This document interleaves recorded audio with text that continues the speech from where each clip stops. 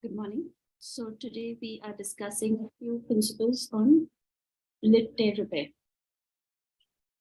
I am Dr. Kruti Mody Joshi and I'm an oculoplasty surgeon.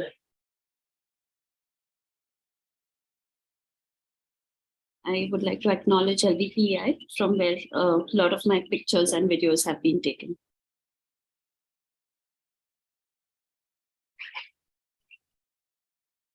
So trauma. When you have a patient of trauma, first thing you need to look at is systemic evaluation and ocular evaluation. Systemic evaluation, essentially associated injuries, head trauma. Don't overlook that because that is more important or equally important as you may want to put it. We are focusing on ocular evaluation, basic assessment, which goes without saying, vision assessment, assess for emergencies. Emergencies, I mean that what you would want to address in your primary setting, in your primary surgical intervention. If there is an open globe injury, if there are orbital fractures with incarceration, and if there's traumatic optic neuropathy. These three things should always be kept in mind. Next thing you would look for is infection. If there is a wound, if there is infection. If there is infection, you would want to while you are repairing, before you close, you will want to debride, especially the tissue which is not viable, unhealthy tissue. You will thoroughly clean with 5% betadine solution and saline, and no flaps, no reformation. The basis of this thing is that when you have infection, you don't want to create newer flaps which are going to require blood supply, which is going to require additional healing when your basic tissue is not healthy itself. Conservative management, antibiotics, steroids only if there's severe inflammation or edema, and wound management. If there is globe exposure, what I mean is that if there is loss of eyelid and the globe is exposed, then this is a thing you would want to address first. This would be your concern, that you want to have a closure which will cover your globe. It will not leave your cornea exposed. You can always reconstruct cosmesis in a secondary repair, secondary stage, but this is something you will want to look at. We are now focusing our talk on lid lacerations and how we are going to approach and manage. So initially, you're going to look at the extent of laceration. Is it involving only the anterior lamellar or posterior lamellar involvement is also there? Is there any tissue loss? If there's tissue loss, how much? Approximately. And depending on these criteria, is a direct closure possible or you would want any modifications? Okay. So basic principles, before we go into details about each, what are the things you should keep in mind? Now there are something called lines of Langer, which are actually, these lines have been defined over the entire body. So it is said that when you make incisions parallel to these lines, the scars are fine and linear. The scarring is good, is better, versus incisions which are perpendicular to these lines.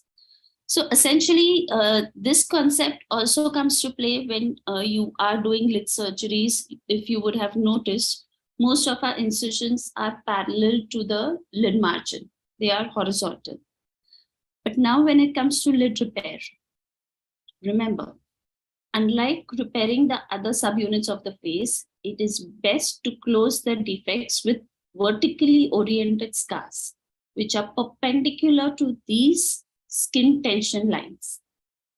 What it means is that your tension should be distributed horizontally and minimize your tension vertically, because vertical tension, I mean, if you have closed your lid and there is a pull vertically, then this is going to cause lid retraction. As the wound heals, the scarring is going to cause the retraction. So minimize the vertical pull on the lid margin and maximize the horizontal pull. Remember that whenever you are closing, if there is tension while closing, maximize on the horizontal pull, minimize the vertical pull. You don't want retractions. Okay. Orbicularis should be disturbed as less as possible. What I mean, if orbicularis is not involved, do not move it much. If it is involved, close it where it falls in place. If your orbicularis is well in place, automatically your skin will fall better and your healing will also be better. Okay, so now broadly we classify as only anterior lamellar or full thickness. Okay, so only anterior lamellar. What is your anterior lamellar? Your skin and your orbicularis, essentially. Okay, there is something called healing with secondary intention. Okay, laissez-faire. What it means is if you have very small defects, you don't have to close everything. A defect as small as this is going to heal on its own. Just leave it. Just give cleaning ointment and it's going to be fine. It has orbicularis in the base. Nothing else is disturbed. It's going to be fine. Okay. Tarsus offers a good scaffold for epithelialization. So you can, small defects can be left for healing by secondary intention. Okay. Primary closure. Now defects up to 50% of the lid, involving 50% of the lid or more, they can be closed primarily. If the defects are larger, then you will look around for redundant skin from adjacent areas. I will come to what I mean. And always remember, if your tear is deep or if you are in areas, for example, medial canthus or lateral canthus, where actually the medial canthus goes and it attaches to the periosteum, so does the lateral canthus. Always fix those. Okay. So essentially, sometimes you might have a large tear with the medial or the lateral canthus detached. So always check with during your examination, is your medial canthus, lateral canthus detached? If they are detached, you first attach them to the periosteum. Your lid will automatically fall in place. It will just make your entire surgery very easy. And your cosmesis will also be good. Okay. Now, what I meant by redundant skin. For example, you have a defect, there is tissue loss, anterior lamellar, but old patient has a lot of extra skin on the upper lip. You can just advance that skin as an advancement flap and you can use that. Okay, so look around for extra skin. Using localized skin gives you a couple of advantages. One, there's good tissue match. The color match is very good. The other thing is the blood supply is coming locally. You are just advancing the flap. It will be accepted well. It will give you good cosmesis. Okay, wherever possible, if you can coincide it to your crease lines, your lid crease lines, it will give you better cosmesis. Again, examples of advancements. You need not just have extra skin. You can also take a little local skin, advance it, and close the wound. Okay. One more example of advancement flap. Okay, so various ways you can use your localized skin around. Now this was only anterior lamellar, what we saw till now. Now coming to full thickness. Okay. This is again anterior lamellar. This is just an example of, I'm sorry, it's come at the wrong place. Your orbicularis is intact, just a direct closure of skin. Okay, gives you good outcomes. Okay, coming to full thickness lid margin repair. Okay. The concept of closing a lid margin tear, you first go to the posterior lamella. Okay, the principle here is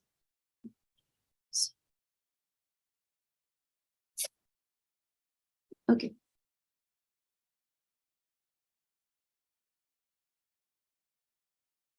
You see your cousin.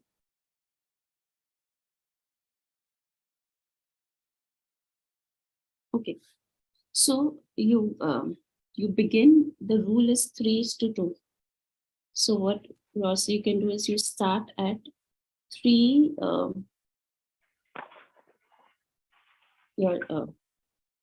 On the posterior lamella, you start at a distance of 3. Usually, what we do is You look at your openings of the meibomian glands. Okay, so you go at a distance of 3 meibomian gland openings. You start from there. The distance that you have, that distance you're going to go equally deep.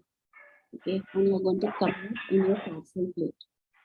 Okay, on the other side, you are going to enter at a similar depth, come out again at 3 meibomian glands opening. Okay, so you have from 3, you come out at 3, you turn back at 2, opening up 2 meibomian glands. You go to the similar depth, so your depth is going to be lesser. So you're going to come out a little higher and go at a similar position on your lid margin. I hope you understand this. So this is going to be your first suture for your at your posterior lamella. Okay, keep your once you have tied this. Usually we prefer to use a 6-0 Mersil for this, because there is more fibrosis with Mersil, but 6-0 Mersil works well. Keep your ends long. Okay, so this is your first suture. Okay, when you tighten this, always have pouting at the margin. It's going to be a little tight. You want the pouting. Okay, your next suture is going to be anterior lamella at the margin. Okay, after that, you're going to close the rest of the tear. Your posterior, if tarsus is involved, don't take full thickness tarsus. Take partial thickness, orbicularis, skin. Okay. Now your tarsus and orbicularis are of course going to be with absorbable vicryl. Your margin sutures and your skin sutures, use 6-0 Mersil if possible. Keep your ends long, and your margin sutures end, bury them in your skin sutures, so that if you cut it, it's going to irritate the patient. So keep it long and bury it like this. Okay, and when you remove it, just remove all. Good, gives good cosmesis. Pouting is essential because there is going to be some retraction. When you close, if you're going to close it flat, you're going to get notching. So have a little pouting when you close. Okay. So just an example. In the lower picture, you can see the first suture being taken. Okay. We have then taken the second suture, closed the margin, and then we are closing the rest of the wound. Okay. Just an example of lid margin repair. See, now why specifically I put this picture is, the other thing you have to look at is the direction in which the lid is supposed to be. See, medially and laterally, the lid goes a little posteriorly. It has this posterior anchoring. If you just suture it anteriorly, it will have a standoff, and the patient will not be, the lid margin will have a standoff. If this is your globe, it's going to stand off away from your globe. So try to put it back in place the way you would want it to. Okay. Now with canalicular injury. Injuries are very common. I don't know how often you will see. With children, hook injuries are the commonest form of injuries, infants. Whenever there is a medial injury, always look at your punctum and your canaliculus. And the preferred modality for managing a canalicular tear is using a mini Monoca tube. Okay, it's a 40 millimeter tube. Okay, and this is what it looks like. So how we go about with it? You have to first identify your cut end. Okay, so this is your proximal cut end. Then you look for your distal cut end.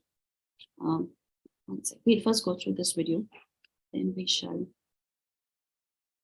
just move ahead a little fast. This is our tear.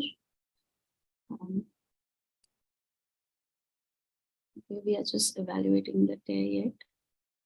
Or dilate your punctum to begin with. It becomes a little easier to push the mini Monoca. Okay. So you're essentially we are looking for the cut ends, but we'll just move ahead. Okay. So Dilate your punctum.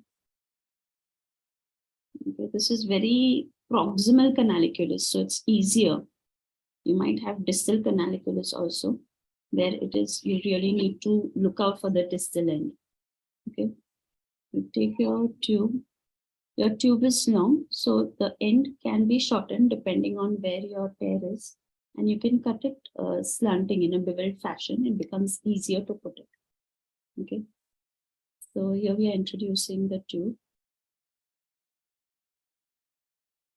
While you are handling the tube, try to use non-tooth forceps. Okay, no tooth forceps directly on the tube. Now what you are going to do is you are going to pull on the tube such that it fixes into the punctum. You can use a probe also to help you from the proximal end. The forceps we are using are non-tooth. Okay, so just a little tug and it will self-retain itself. It will fix itself at the punctal area. You have the spout which comes out that has to go within the punctum. Okay, so that is what we are trying to do.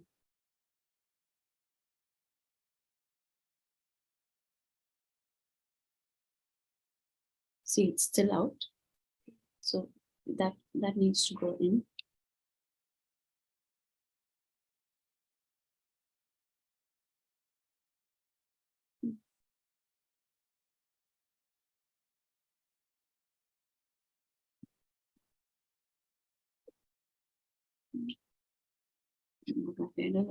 Okay, once that is fixed, you find your distal end.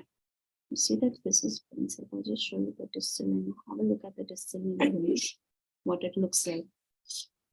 Okay, here it is very obvious because the tear is in the proximal area, so it's easier to find. Yeah, so you can see, you will always see the wall.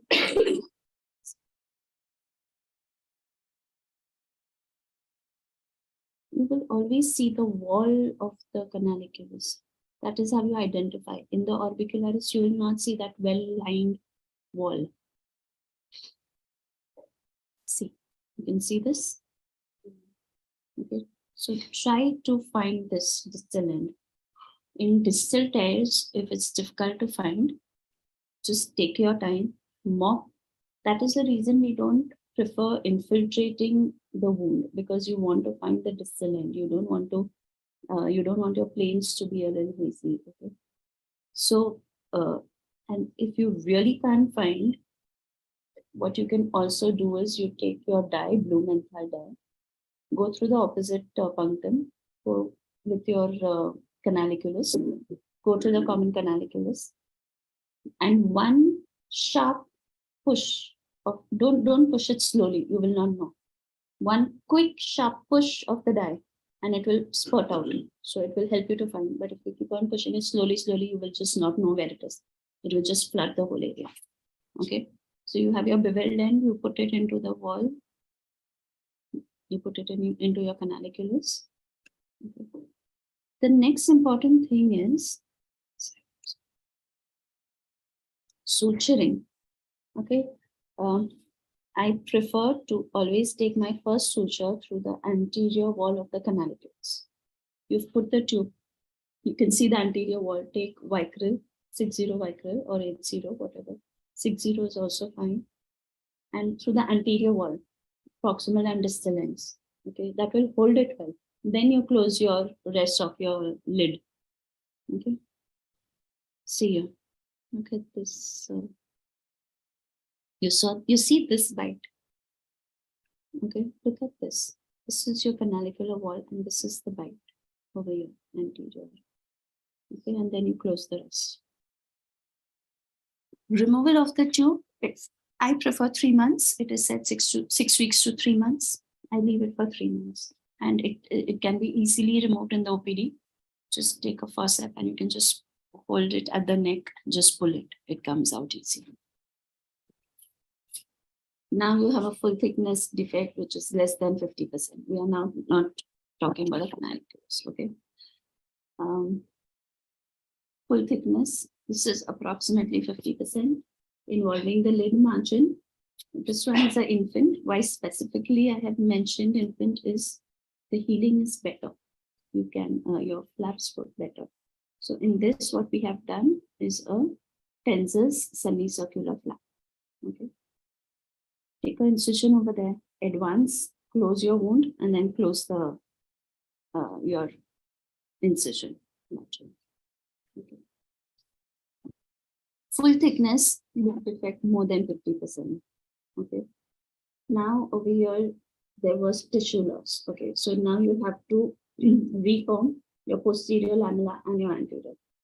So for the posterior lamella, we've taken a flap from the upper lid. Here, this is our upper lid use flap. And then the anterior lamella, we've closed the tear. Essentially, it really depends on where your tear is and what is the depth and what is the tissue loss. Okay. Possible complications, notching. See, this is an example of the lid margin not sutured. Okay, this patient had come to us for secondary repair. This is you. So the lid margin suture is very important. That is why we keep on stressing. Yeah.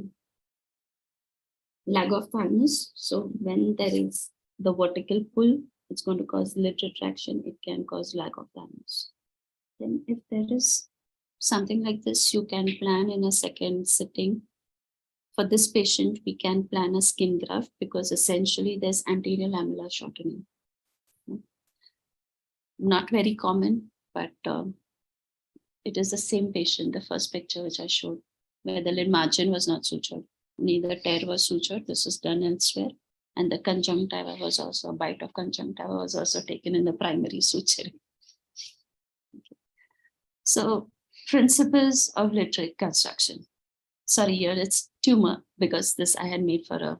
So if your defect is within 4 millimeters of the lid margin, is it a full thickness defect or a partial thickness? If it is a full thickness defect, horizontal extent, less than 1/3, half to 1/3, or more than half. Less than 1/3, direct closure. You can do cantholysis. Pull it a little if you want. Half to 1/3, you can think of a Tenzel semicircular. Here we've done cantholysis in this one for less than 1/3. For half to 1/3, you can take a Tenzel's flap. More than half, if it is, then you plan depending on if the look at the vertical extent. If the vertical extent is less than 5 millimeters or more, less than 5 millimeters, you can plan a tarsoconjunctival flap with a skin. If it is a partial thickness, direct closure if possible. Okay, that's it. Okay, thank you. Questions, anything we want to address? I have tried to focus basically on things that you will get commonly and few basic principles you can't miss out on. Okay, thank you.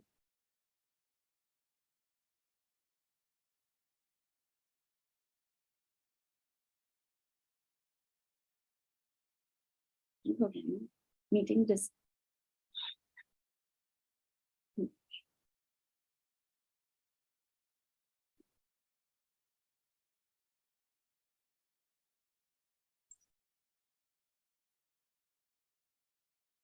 I think we can wind up here. Okay. Thank you, ma'am. Thank you.